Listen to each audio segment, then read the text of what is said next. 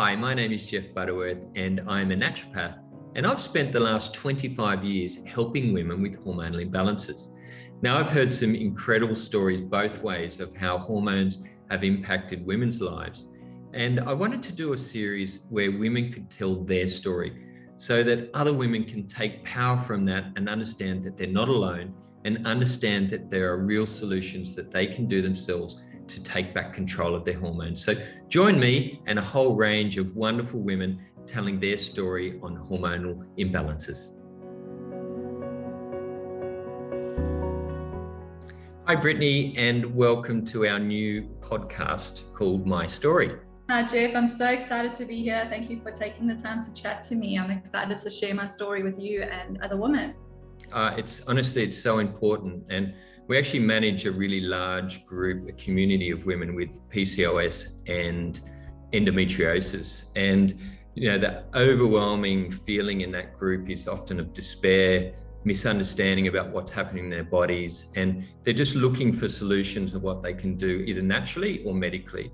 But, you know, I've been privileged enough to see these stories of redemption and how women have managed to heal themselves. But to see a real life person like you that has been through that journey is just so empowering for these women.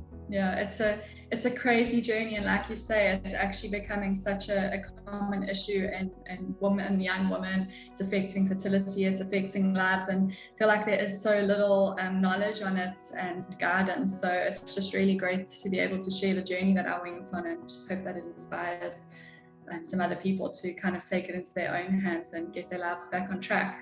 Yeah, okay, great. So actually the first question we get asked in this community is, how did you get diagnosed? So I just wanted to explore for you, how was that diagnosis process, and how long did it actually take you to get a diagnosis? So I went off the pill when I was 27, and I just had severe hot flushes and really bad mood swings, breathlessness, anxiety, just felt like I'd really lost my mind, and decided to go to a fertility doctor because we were kind of in the steps to looking at conceiving. We weren't ready just yet. And he did a scan and picked up on my ovaries that he actually just stopped counting. There were like 40 cysts on each ovary. The ovaries were inflamed, they were swollen, and he did a bit of a check of my hair growth on my lip, chin, chest, even on the legs. There was really dark hair growth, and those were obviously two. I think they take 3 pointers to properly diagnose you. Those were 2 that he had marked off. Uterine lining was super thin, and then sent me for some bloods, and my androgens were just through the roof. So that confirmed my diagnosis. Okay, and what's really interesting, you mentioned you were 27, 28 when you came off the pill. So obviously this syndrome with polycystic ovarian, it's still working in your system, but the pill was masking those symptoms. When did you first go onto the pill? So when I was, I think 13 or 14, I started my periods, and I had really awful periods, super clotted, dark, the blood was sometimes super irregular. I think I only had 2 or 3 a year, and no one really looked into it. I mean, I'd have to leave school. So that's when my mum picked me up from school, actually my dad, and chatted to my mum about it, and she said, well, let's take you to the GP, not specialized. And I was also suffering with my skin, so he was like, oh, we'll just put you on the pill, and that'll just sort all of that out. And obviously from there, 14 to 27, I just thought everything was regulated, had my regular bleeds. The quality seemed a lot better of the bleeds, and kind of got on with it, was sort of functioning until I got to the point where I did decide to go off to try and conceive. Yeah, and that is a really common story. And it's the pill for some women like you can be a really good management of those symptoms. But eventually, and this is often happens when you start to look at conceiving, then this whole underlying pathology of what's been happening has just been slowly bubbling away. And when it comes to conceiving, then all this comes to the surface, which happened in your situation. Yeah, and it's so much to deal with when you're in that sort of fragile space of opening yourself up, or you and your partner, like, we're ready to try for a baby. It's a lot to process and to kind of step into. And then to have to deal with this and all the symptoms that it brings with is quite a whack to try and face. Yeah, and that stage of life, when you're considering starting a family, is just so emotionally fueled at the best of times, even for people that are not suffering from any condition at all. So just talk to me a little bit more about that, how that impacted on your relationship, your self-esteem, and just your general mood, and how you dealt with that. Yeah, so we had just gotten married. I think we were married for about a year or two, and then, you know, you're on the high of getting married, you look all beautiful, you get like into shape for the wedding day, and kind of start letting your hubby wrap his head around the idea of starting a family. And I had chatted to a few other girls who were a bit older than me, who, when they were ready to start a family, had struggled quite a bit after being on the pill with, I think it's called postpartum amenorrhea, and where they kind of didn't get their period for a while and their body took a while to tune in. So a few girls have kind of said to me, well, you know, when you're ready to go off the pill, just do it in time, so you give yourself a year or so for your system to kind of clean out.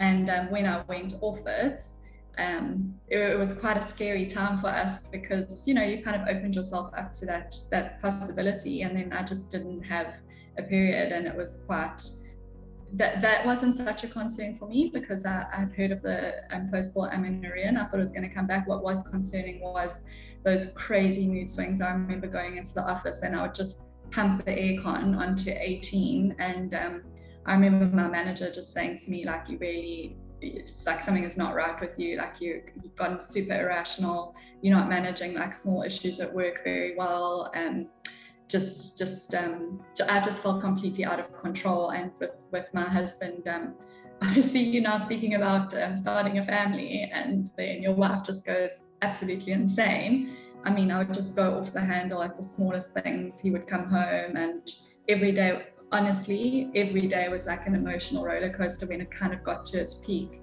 And then after 6 months of not having a period, dealing with those hot flashes, dealing with those moods, and thinking something was just wrong with me, not realizing it was a hormonal issue, is when I decided to go and get it checked up. And yeah, that was a whole nother experience. And see, what a lot of people, the community, doesn't understand is how powerful hormones are on your emotional well-being. And when it comes to your husband, your partner, he doesn't know what's going on. These very small, tiny molecules in your body are just wreaking havoc, you know, on so many levels, physically, mentally.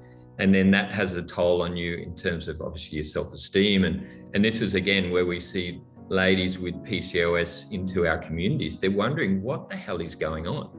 And it's a really, really difficult thing. And it affects relationships in a significant way, and relationships can break down if there's not that understanding of what's happening.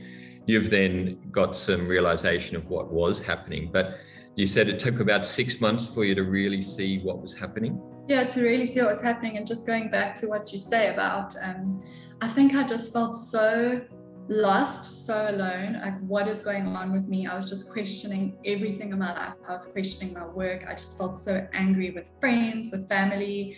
And then when someone later said to me, it was a homeopathic healer, that your hormones are your control tower, like you say, I was like, well, I have literally lost control. That is what has happened in my life. But yeah, just repeat the question for me, Jeff. Well, you've answered it in terms of just how, you know, compelling hormonal imbalances can be and how they affect your life on so many different levels. So I wanted to actually go right back to the start and dig into this a little bit as well, because it's almost like you've had two experiences with this imbalance, this syndrome, which is polycystic ovarian syndrome, and get you to explain a little bit when this first started to happen. And obviously you didn't know it was PCOS back then, but it was impacting on obviously your moods and you having physical symptoms. And then you're only just a young woman.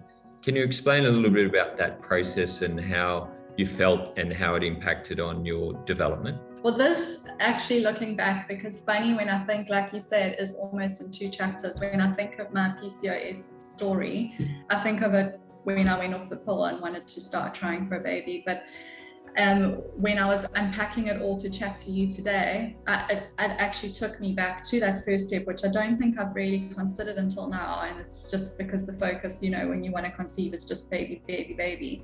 But I started looking back, and it brought up quite a lot, because I realized that when I started my period at 13, 14 years old, it was really, really bad. Now that I'm more educated on cycles and bleeds and the importance of understanding your cycle and the quality of your bleed, it was I had super painful periods, like excruciating, to the point where I would have to leave school. And I remember the teachers kind of looking at me like, is it really that sore? I remember sitting on the sidewalk waiting for my dad to come and fetch me, which is embarrassing on its own as a young girl, for your dad to have to come and fetch you for period pains. It was like super clotted, very clotted. The blood was black, and I remember kind of speaking to friends about it. They were young, they didn't really know, like, is your period like this? And they were like, oh, that's not right. But you know, I think it just brings up such a big problem as well, going a bit off track here, that there's not, we're so advanced now, but there's just not enough education on women's bodies and hormones and how things should be. And if we could kind of look at it from the beginning, that would be, you know, help women avoid such a long journey of having to go into it in 10 years time. But yeah, basically as a young girl and super bad quality bleeds, I had really bad hormonal hair growth on my upper lip, on my chin, even on my chest, my legs, and swimming in school, that the hair was really dark, and you know, you don't kind of, it's a thing to shave when you're too young. So when I could eventually start shaving, it was such a big thing for me. But it was just so embarrassing. Like, got teased at school about my hair growth, and then just not understanding. And I got quite bad skin breakouts, and that was actually, it's quite sad that it was an aesthetic thing that pushed me, or pushed someone to support me in going to get help. And it was at that point where my mum took me to a GP, which now annoys me because it's not really specialized, but do the best with what you have at the time. And he just popped me onto the pill, and he didn't really look much further into it. He just said, you know, you've got the hair growth wasn't even brought up then.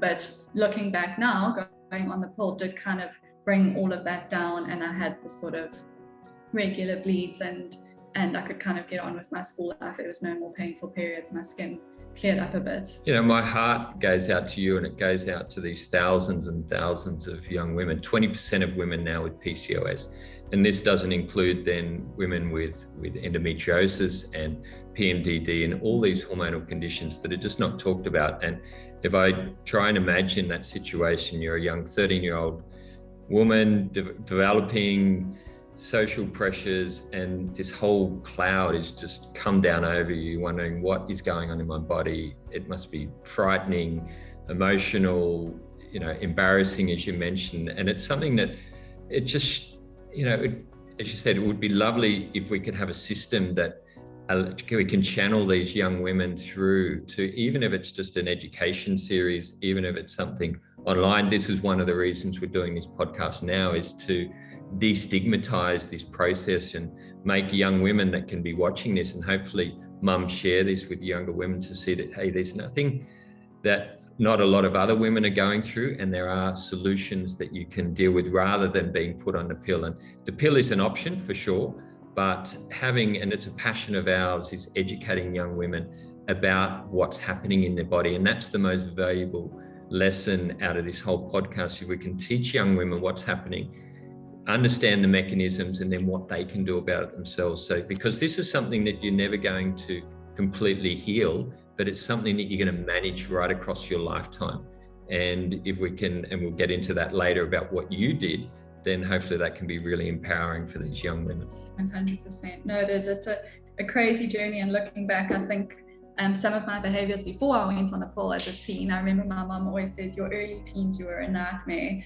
I think looking back now, and the experience I had when I went off it was probably super related. And yeah, just quite an irrational young teen, like also super frustrated. And it was probably all those hormones just out of whack, like arguing with mum, arguing with friends, just being difficult. And it's just, I think also the whole thing of being alone in that process, and just no understanding. And there's that lack of understanding from a GP perspective as well, because, you know, if you think about the process, is you try and figure out what's happening.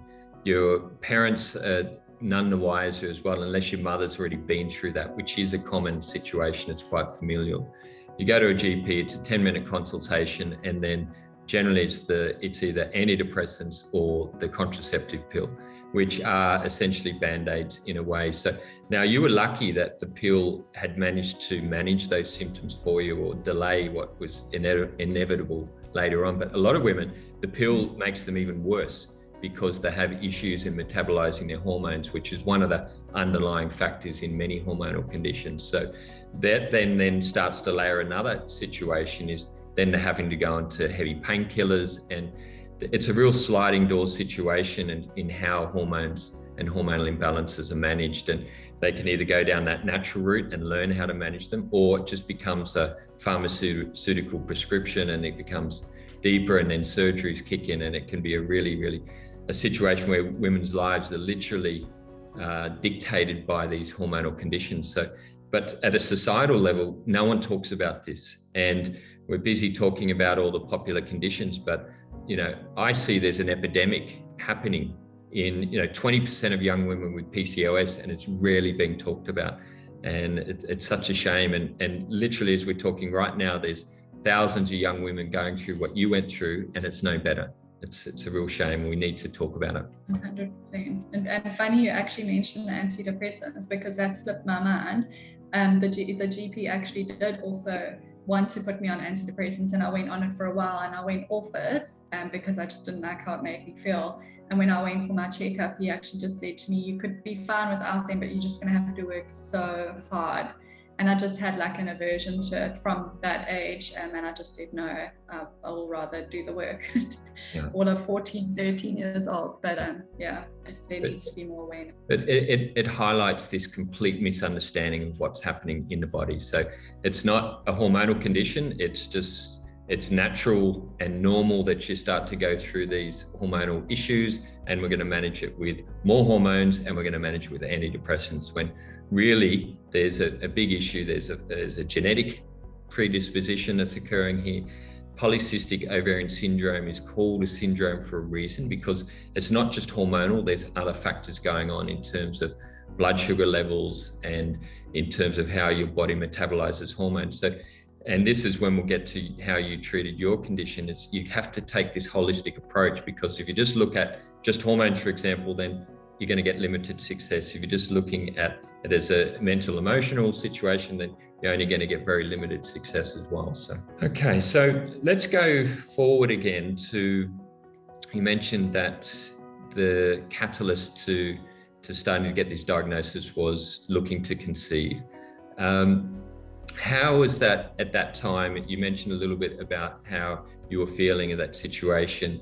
Can you talk a little bit more about that and what the emotions brought up around now finally coming to looking at conceiving? Yeah, so we had always, my husband and I kind of agreed on a date or a timeline for after being married, when we were ready to start trying. And then I decided, okay, a little bit earlier, I'm going to just go off the pill just to kind of clean everything out, avoid disappointment. And like you say, there's that whole emotional journey of we've kind of opened ourselves up to a very vulnerable space of bringing life into the world.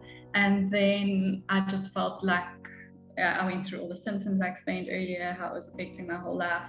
Then instead of being in a good space in your marriage where you're trying to connect to create this child, there was just complete conflict and disconnection, and I don't know a better word other than it was just insanity when I look back at it. I've just got these little slideshows in my mind of me like bursting into the office, bursting into the house, like feeling so hot, feeling so overwhelmed. And we kind of I just said I'm going to go to a fertility doctor, because my whole goal was just to have a child. Spend so much money, I spent so much time off work waiting to go and see the best fertility doctor in the area where I was from, in Durban. And it was just, as I walked in there, as I got the scan, the kind of response was just so, it was probably one of the lowest points in my life. I felt so disempowered. I felt so alone. I felt like there was no option. And the advice was then to just go back on the pill again. And when I'm ready to conceive, I'll need IVF. There was no two ways about it. And I said, it's not a natural way. I was super into my yoga. I was into healthy eating. But there was obviously this third sort of leg missing in my process. And he was just kind of got laughed at. And, I'm the expert. Let me just kind of, just listen to me and you'll get your baby. And I left there, and obviously we were a bit younger. I was just in tears driving in the car back to my office, and I just honestly thought, like, what is the point? Like, I've always wanted to be a mum. It's just something that's so important to me. I've always just been so amazed by like creation of life, and I just felt like this let down by my body. Like, is my body going to not be able to give this to me? Am I going to be, I never thought I would be the person who would not be able to have a baby. And my husband, I remember phoning him in the car, and he just said to me, well, just listen to the doctor, just go back on the pill, and we can save for IVF, or, maybe we're not meant to have children. And it was just so, it was actually a big questioning point in our marriage, because I was like, well, I want a child at any cost if it's adoption. And he was like, well, I think if we can't do it naturally, it's not meant to be for us. So, looking at that, the condition actually could have changed that diagnosis and disagreement in a way forward could have actually changed it could have ended my marriage, because we were at that sort of point. And we were still young, we had time. So I had chatted to one of my yoga instructors who was a homeopath specializing in fertility, but she just kind of started out, and mentioned to her she'd seen I was a bit low at some of the yoga classes, and kind of mentioned to her what was happening. And she just said to me, are you in a rush? I said, no, I'm not, but I don't want to do the wrong thing. There was so much fear. I don't want to not listen to the doctor. All my friends are telling me, just go with the medical advice. It's not something you want to mess with. Just do your IVF in a year's time. And I just felt so, not that it was the easy way out, because that is such a hard route, and for some women it's the only way, and it can be more difficult actually, but it just intuitively wasn't sitting with me. And against all the advice and everything, I just sat with it, and she said to me, give yourself a year with me, work with me for a year, and if nothing happens, you carry on. She promised me no damage could be done. My husband was not in agreement with me working with her, and it's also not necessarily the more affordable way out. Often the consults and that can seem a bit more expensive than that.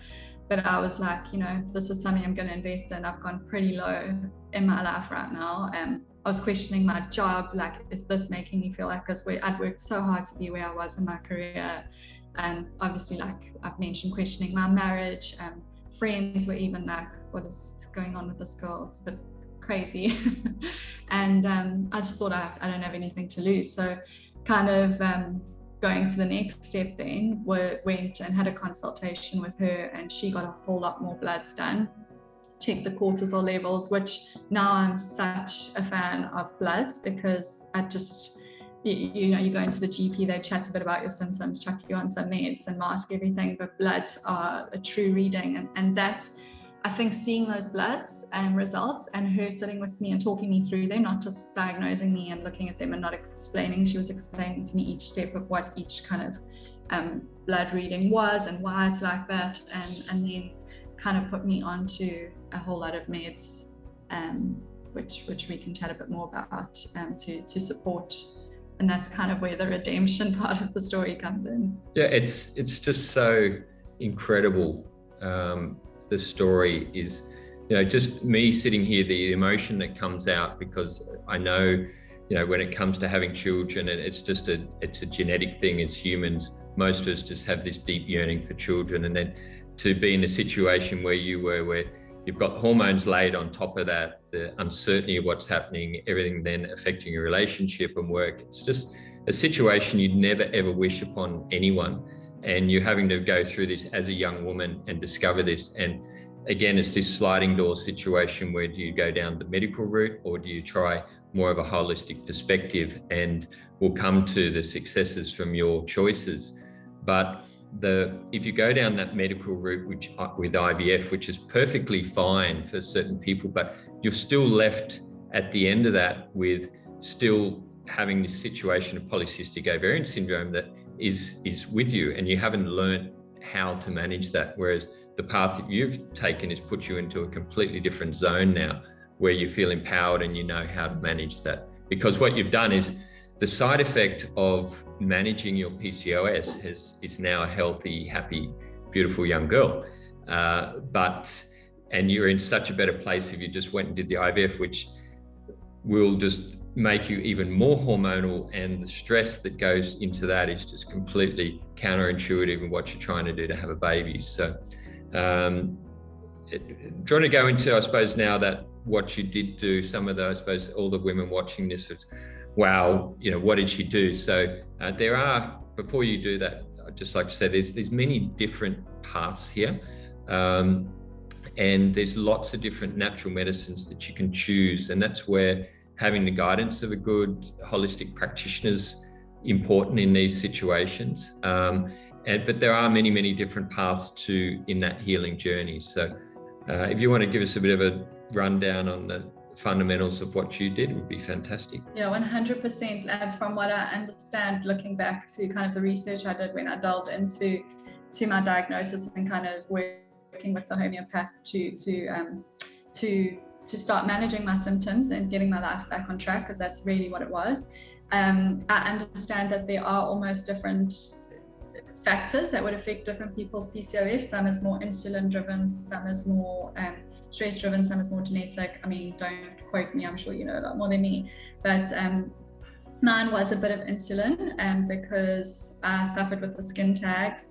And there was also, you were speaking about the pill earlier, a lot of backlog in my liver from being on the hormonal birth control for so long. So I had to do a bit of a detox. You'll probably know a bit better what exactly was used. I can kind of look back and we can pop that in somewhere. So we did the liver detox, and then she put me on adaptogen herbs. I think it was Valerian root to start, and that I honestly noticed the difference. My husband noticed the difference within 2 days, and you can imagine how bad things must have been at home if in 2 days' time JP was like, okay, I'm getting my wife back. So it was like an everyday war zone in the home, and that just kind of brought me down a bit. And I know after being on that for a while, I went on to Withania, and then coming closer to wanting to conceive, we went on to Chaste Tree or Chaste Berry, which kind of pumped up the progesterone, and I mean, I'm trying to think what else. There were a few other just homeopathic sort of drops that I went on, female hormone regulating, and I'm not sure what exactly was in it. And then there was just some good multivitamin support, like a good vitamin B complex, some omegas. And then obviously, which is what's so amazing about your program, is it's never just good stuff. You can't out supplement a bad diet, and your nutrition is a cornerstone to your health. So there was a lot of guidance on that. And what was great is it was manageable. I think a lot of people think, when they look at it, I think it's just so overwhelming. And they're like, at first I said to her, like, I'm not ready to just cut out pizza and wine, and like, that's also depressing, and I don't really want to live a life like that. It's so restrictive. And she just started really slow, and so we just said, like, let's try and eliminate as much dairy as possible. And super important on that, I think, is which I learned then, is don't just drink almond milk. Get one that's, you know, got the good ingredients, and it's kind of that greenwashing, to keep an eye on that. And she was quite careful with tried to encourage me to be mindful of that, which helped a lot. So yeah, it was the diet. It was eliminating a lot of dairy just because of the excess hormones that brings, and the inflammation that causes. The red meat, reducing red meat consumption, which I did. And then gluten was the big one, which we took out. And what was great was she kind of gave me a lot of meals and ideas. And I know a big thing she kept ramping on about was the keeping your glucose level stable in your polycystic ovarian syndrome. And yeah, I just slowly working through that got to a point where with the herbs, with the dietary changes, it just got easier and easier to eat a bit better. There was also a purpose in doing what I was doing. It was to feel better. And when you start noticing a difference, it encourages you more. And I would really notice having a glass of wine, how I would feel a bit more of like an inflammatory flare up and a bit out of sorts. So that just encouraged me to do better. And there was obviously the end goal of having the baby. Also, I just looked a lot at reducing stress in my life. I was working a very, very corporate job, and I think it was the cortisol. It was causing a lot of inflammation. And that's the great thing about holistic healing, is she kind of sat with me, and it was such an amazing journey, because she didn't just put me on some meds and say all the best. She said, like, what areas of your life, you know, is this career where you want to be? How is it making you feel? And I realized, as grateful as I was to be where I was, it wasn't really where I wanted to be. It wasn't what I wanted to be doing. I wanted to connect more to like the nurturer inside of me. And that's, I really looked at my whole career. I did my yoga teacher training, was really hard to do both at the same time, but that kind of took me on the path to trust instead of fear. And I think that was my biggest lesson in this whole journey, is to surrender to trust. There was so much fear, and I don't want to sugarcoat it. It sounds like a great story, but along the way there were so many moments where I was like, is this going to work? Am I doing the right thing? Should I just have listened to the doctor? And I don't think that went away until I was pregnant. And yeah, so it was that kind of holistic healing journey. It took about 6 months. I got my cycle back, which was a big thing. Never thought I would be excited to have a period, but I was so excited and started tracking my cycle using the temperature testing. I'm not sure the technical word for that. And kind of not testing for ovulation. We never wanted to go that route yet, because we just wanted to, I just didn't need any more stress in my life. So we just needed to kind of surrender to it. And yeah, I got my cycle back. And then after about 6 months of having a cycle, we were ready. We'll get to that in a minute. I think it's probably important for you and the ladies listening just to kind of summarize that healing journey for you, because what you've been through is very similar to the programs and the approach that we do. So let me sort of backtrack on that and explain that for you, and then we get to the great bit where you did conceive. So the first thing you mentioned is the detox and to do with the liver, and that's a really important first phase in anyone starting to manage their PCOS, because again, it's a syndrome and we need to look at each of these individual aspects. So cleaning out your liver, because your liver and also your digestive tract, which are involved in a good cleanse. Not necessarily like the word detox, it's more just a cleansing and supporting your liver and digestion, because they're the organs that excrete hormones out of your system. And if you're not excreting them properly, they recirculate. And in the case of PCOS, you're getting this recirculation of hormones. So you're getting, a hormone should be used once, but if they're recirculating through the liver and the digestive system, you're getting 2, 3, 5 times that signaling effect. And that's what causes the ovaries to get the cysts, right? So doing that, a good cleanse and detox is a really great place to start. We've actually got an 8-week program that women can follow that's free. It's a really simple one to do. And then you mentioned she put you onto some herbal medicines, and the first one was valerian. Now, it's a really good first prescription, because what that did, it calmed your nervous system down. There's other ones you can look at. Passion flower is another really good one that makes it maybe a little bit less, because valerian can make you a little bit groggy sometimes, but you notice straight away that drop in and that calmness. And it's just so important, because the progression of PCOS is stress. What stress does is it then drives this disbalance in your glucose levels. And that's really an important part, as you mentioned, in terms of PCOS and how you regulate your sugar levels. So really good just to calm the nervous system first. And then she put you onto a herb called Withania or ashwagandha. Now, this is an adaptogen. And for those ladies listening, adaptogens are these amazing herbal medicines which have the ability for the body to use them, but regulate itself. So if, for example, if you've got low progesterone, it can help to increase progesterone. If you've got high progesterone, the body will take that and then reduce it. So Another word for adaptogens are balances. Now, Withania is an adaptogen that works on your adrenal glands. And when you're stressed, your adrenal glands become taxed. And that's where you get elevated cortisol levels.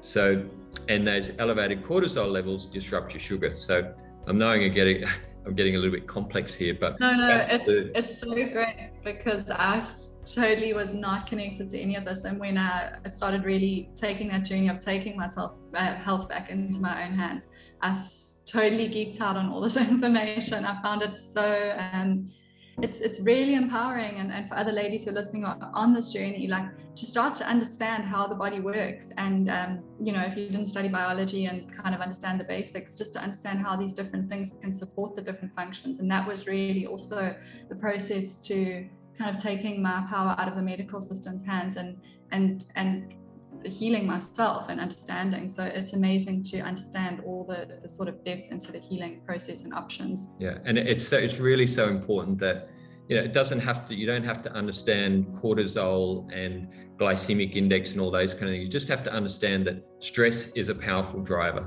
You've got to understand that what I eat has an impact on the metabolic process in my body. But having that fundamental understanding, because unfortunately many women with PCOS don't even understand the fundamentals of what I put in my mouth and what I'm eating is affecting my hormones. And most doctors don't. There's a complete disconnect there. So that's the first step in any healing journey, is starting to understand what's happening in my body. And you know, doctors, naturopaths, practitioners, they're just support tools. And this is for everyone listening to this, whether you have PCOS or not. Your health is your responsibility. And often we give that up to doctors, but it should be the opposite. We have to, and it can sound quite cruel and harsh when I say it this way, but it's really so important that people take responsibility for their own health, understand their body, because you have this body for the rest of your life, and you have PCOS for the rest of your life, and it's how do you manage that? And you can certainly live symptom-free, but having that knowledge is really, really super important. So well done. The third thing that she did there was the Chaste Tree, which is a really beautiful herb, and yes, it does increase progesterone. As a practitioner, I would have been a bit more using a more complex formula too, because Chaste Tree is a great one, but I like to use herbal medicines in more complex, so that you can use 5 or 6 different herbs to bring all of the hormones up in tandem, so to speak, because just bringing one herb up, one hormone up sometimes by having one herb can be a little bit disruptive long term. But your homeopath probably had you on other herbs as well that you didn't, even though they were in the formula. So, but they certainly did the trick. And then the B vitamins, well, then they're really important for help to metabolize your sugar levels and get that sugar going. And going right back to when you first got your period, as a young girl, a lot of young girls are eating a lot of sugars, and that can be a really predisposing factor to allow this genetic predisposition to come out as well. So the B vitamins help there. And then the diet is really, really important as well, as you mentioned. And dairy, there's studies that show that dairy is a big factor in PCOS.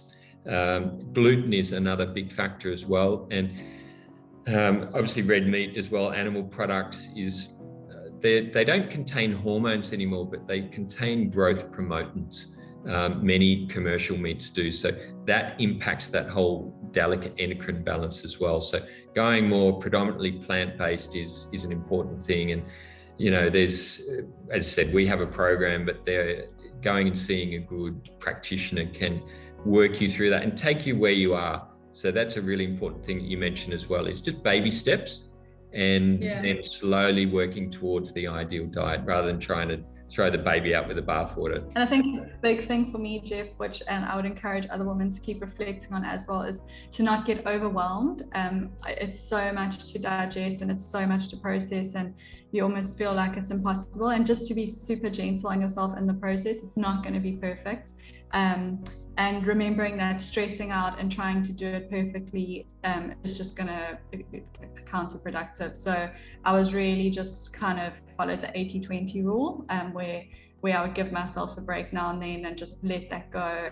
But like 80% of the time, just focus on doing what I do well to support myself. And it's a journey, and it's almost, you can use an analogy that you're going back to university or to school. This is a subject you have to learn about, and you've never been taught about it. And young women should be given classes in how to manage their hormones naturally, and teaching young girls this, because again, they've got their hormones for the rest of their life. And you had to go back to school when you were 27 because you had that driving force of you wanting a baby. And anyone listening to this is what it's about, is, you know, don't think this is going to be, I'm going to take a pill and everything's going to be fine. This is for life, and slowly start to learn what's happening in your body. And that's what we do as an organization, is try and educate women of what's happening in their body and give them the tools to make some changes. It's funny, I often look at the diagnosis or my PCOS, like you said, it's for life. And in the beginning, I very much saw it as a curse. Why has this happened to me? Why have I got this? My mum never had it. She never battled to conceive. And over time now, I actually look at it as one of my biggest blessings, because it forced me to relook at my life. It forced me to relook at my health. It forced me to learn, like you said, go back to school, so much about diets and not in a judgmental way as well. I look at some women now who maybe didn't have a hard time conceiving, and I look that there's not as much awareness. They're not as conscious with how they eat, with how they feed their kids, and like I say, not to be obsessive, follow the 80-20 rule, but I do feel like it equipped me really well with knowledge on the body that I hope to, if I've got a little girl, I hope to pass down to her, and to just share with people that I know the power that it has.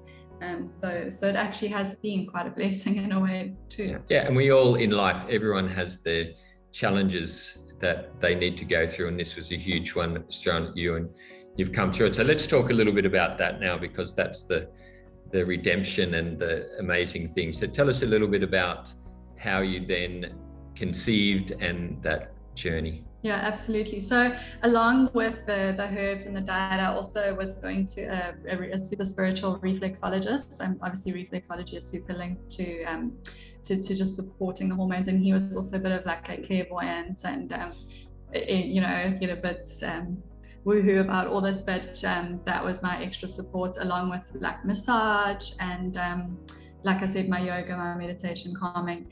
And after this 6 to 12 months, when my cycle got back, it reached the end of the year, and we just said we were ready to just be open to having a baby. And that was also kind of working with that reflexologist. He was very much like, when you're ready to conceive, like a baby will come into this world, you know, in a sort of relaxed, neutral space, that we didn't want it to be like testing ovulation, checking the days. So that was kind of our approach to it. Everyone's got a different way. And it was within the first month, if we look back, that we did conceive. And we had just moved over to Mauritius, and I had actually thought all the stress of moving, of quitting my job, it was just pre-pandemic. I thought my cycle had gone off again. It was like I was counting 38 days, 39 days, and I thought, oh damn, here we go again. And I'd actually got in touch with my homeopath. I'd ordered so many meds because I had to bring it over from South Africa, like 6 months supply, to boost my ovulation. I can't remember, there was a herb in there to boost ovulation. And yeah, all of that. And then I was so tired, but we'd moved to a hot island, humid December.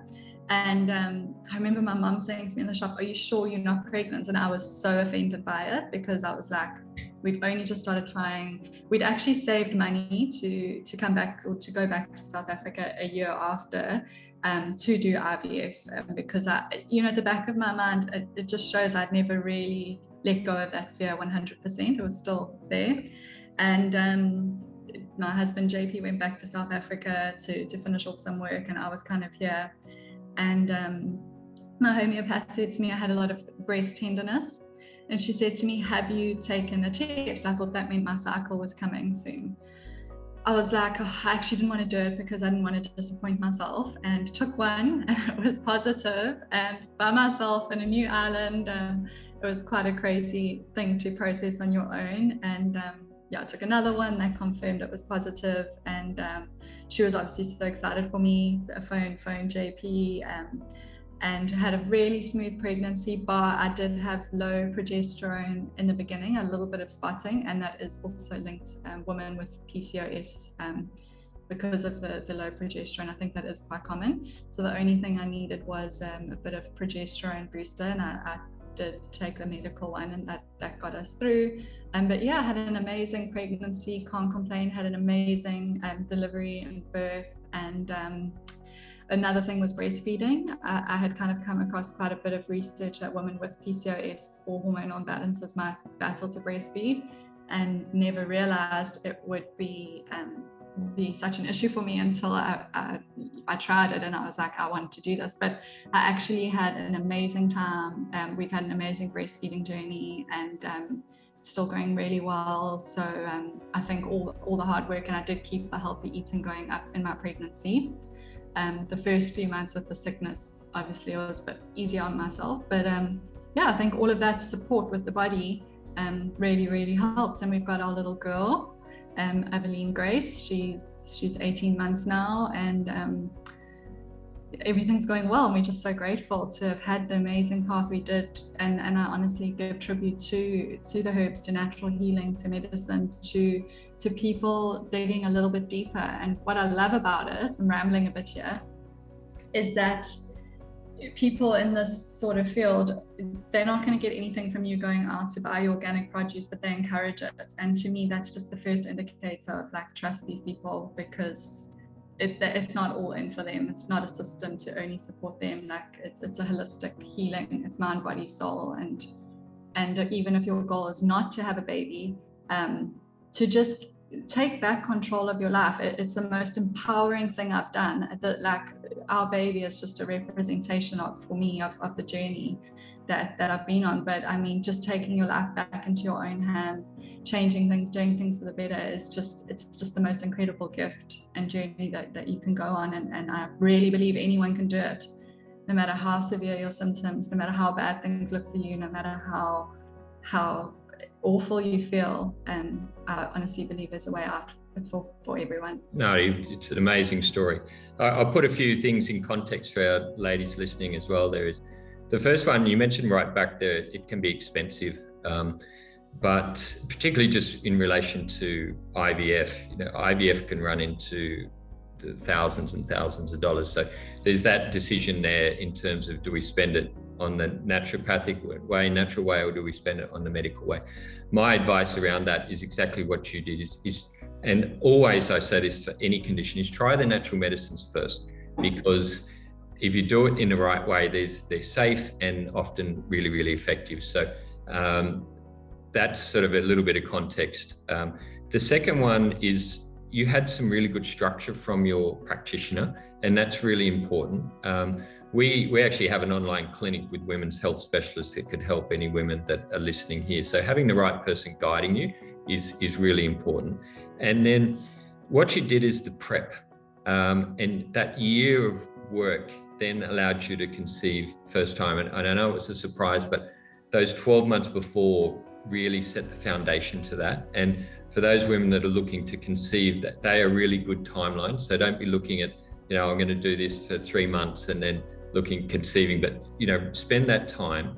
And what was really important is that progesterone in when you first fell pregnant. And that's when you have low progesterone, that's the situation where many women miscarry, and you don't need to miscarry if you have just a bit of medical progesterone. So that's a really good tip for anyone. It just helps the pregnancy to hold. So so you did the prep, and then the result was this beautiful baby girl. So but you did the hard work, you learned. And back to that price again, if you think about your practitioner as a professor, as a teacher. So rather than if you went through IVF, as we talked before, you end up with, yes, maybe a child, but you're not left with that knowledge, and that's the value in choosing the right natural path, is you've got that knowledge at the end of, you've done that course, and that you have for now the rest of your life, and you can manage your hormones until the day you die. So 100%. And being postpartum now, going for my checkups. Obviously still breastfeeding, the estrogen is quite low, but I'm a lot more educated, and now I'm like, okay, well, we're ready to kind of start weaning, when we're ready to conceive again, if we want to conceive again. I kind of know the steps I need to take. I know where I need to be. I know where I need to go. I know what I need to check, and it's not so daunting. I know I've done it before, and I know that that I can do it again. So it is. It's knowledge and tools for life, which you can apply and keep applying. And hopefully out of this, the ladies that are listening to this, and hopefully partners as well, and parents, is they can see from you now that it's very possible. And I can say, as a practitioner, I've seen it hundreds of times with women with PCOS. It can be done.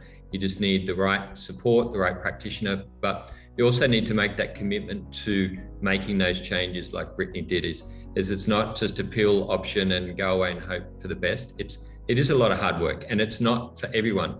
But if you take it in baby steps, you have the right structure, then it's absolutely, in Brittany's situations, absolutely possible. And I think, Brittany, thank you so much for sharing that story, and hopefully it'll inspire lots and lots of women to take back control of their hormonal health and have a fantastic result like you did. No, thanks, Jeff. It's been amazing chatting to you, and I really, really hope that this can encourage and empower other women to take the same path. And thanks for the work you guys do, because that supports us all to be better and to feel better and to live better. So I hope you enjoyed this episode of My Story. If you've got an interesting story that you'd like to tell to empower other women to make changes in their lifestyle and manage their hormones naturally, then reach out to us, and we'd love to hear your story, and we can have a chat about that. If you enjoyed the episode, please share it with your family and friends, because the whole point of this podcast series is to talk about hormones, empower other women, and demystify hormonal imbalances, which currently are just not being spoken about in society. So please share, please like and follow us, and we look forward to you enjoying more of this series.